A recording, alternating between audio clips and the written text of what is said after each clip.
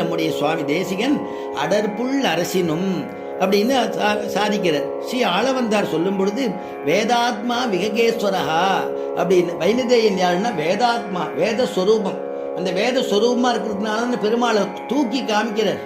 கருடனில் பெருமாள் கருடாரூடனா பெருமாள் எழுந்தருள் இருக்கான்னா பெருமாளுடையதான திருவடி வலது திருவடி இவருடைய வலது கையிலையும் இடது திருவடி இடது கையிலையும் அப்படி தூக்கி காமிக்கிறாராம். வேதம் தானே பெருமாளை காமிக்கும்.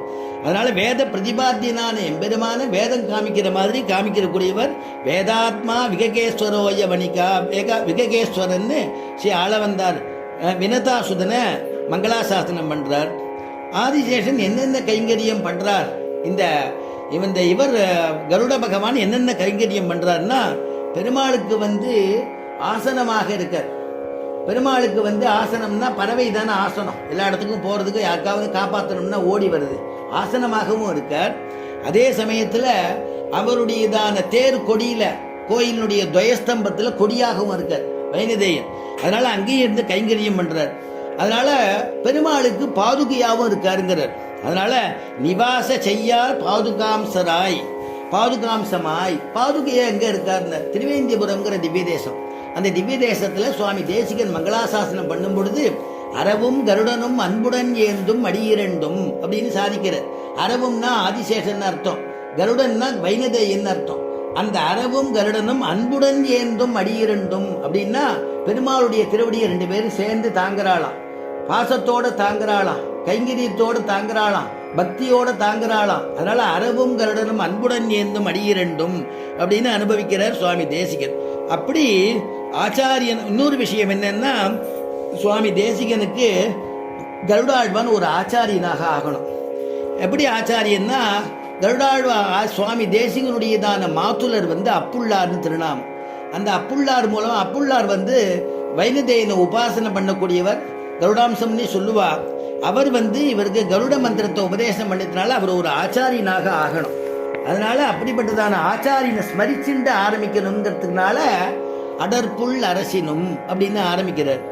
அதுக்கு மேல அடர்புள் அரசினும்னு ஆன்னு சொல்லும் பொழுது என்னன்னா அகாரார்த்தே விஷ்ணுகு அப்படின்னு வாக்கியம்.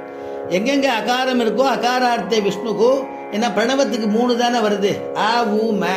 உகாரார்த்தே மகாலட்சுமி, மகாலட்சுமியினுடையதான அக்ஷரம், ஏன்னா புருஷகார பூதை. அப்புறம் மகாரார்த்தே ஜீவகா அப்படின்னு சொல்லும்படியா அகாரார்த்தே விஷ்ணுகுன்னு அகாரார்த்தத்துல பெருமாள் எம்பெருமானே ஸ்தோத்திரம் பண்ணின மாதிரி இருக்கட்டும்ங்கிறதுக்காக அகாரத்தை வச்சு ஆரம்பிக்கிறார் சுவாமி தேசிகன் அப்படின்னு. அக்ஷரானாம் அகாரோஸ்மி பகவான் கீதையில சொல்றான் இல்லையா, ஒவ்வொன்றும் எப்படி இருக்கும்போது வேதானாம் சாமவேதோஸ்மிங்கிற இந்த சுவாமி சாமவேதம் தான். அந்த சாமவேதத்துல நான் நித்தியவாசம் பண்றேங்கிறார் பகவத்கீதையில. அது சாமவேத சாரமான ஒரு திருவாய்மொழி அப்படிங்கிறது இன்னைக்கு பூர்த்தியாச்சு. அது ஒரு பெரிய பெருமாளுடைய திவ்யமான அனுகிரகம். அதனால அந்த சாமவேதத்தினுடைய சாரத்தை தான் சுவாமி நம்மாழ்வார் தமிழ்ல கொடுத்தார். அதனால அந்த சாமவேதம் அப்படின்னு ஒவ்வொரு வேதத்தையும் விரக்ஷானாம் அஸ்வத்த விரக்ஷா, விரக்ஷத்துல எப்படி இருப்பேன்னா அஸ்வத்தமாக இருக்கேன்னு பகவான் இப்படி ஒரு நாள் சொல்லிண்டே வரும்பொழுது இந்த இடத்துல சொல்லும் பொழுது அக்ஷரானாம்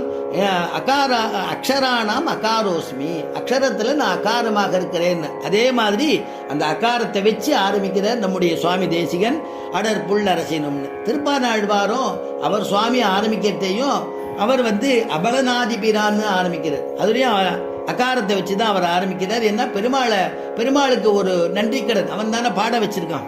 அதனால அகாரார்த்தை தான் ஆரம்பிக்கிறார். அப்படி கருடாழ்வான தியானம் பண்ணிட்டு பெருமாளை தியானம் பண்ணிட்டு ஆரம்பிக்கிறாராம். அதனால அடர்புள்ளரசினும் அந்தனர் மாட்டினும் இன்னமுத கடல் பள்ளி தன்னினும் காவிரி உள்ளம் உகந்த பிரான்.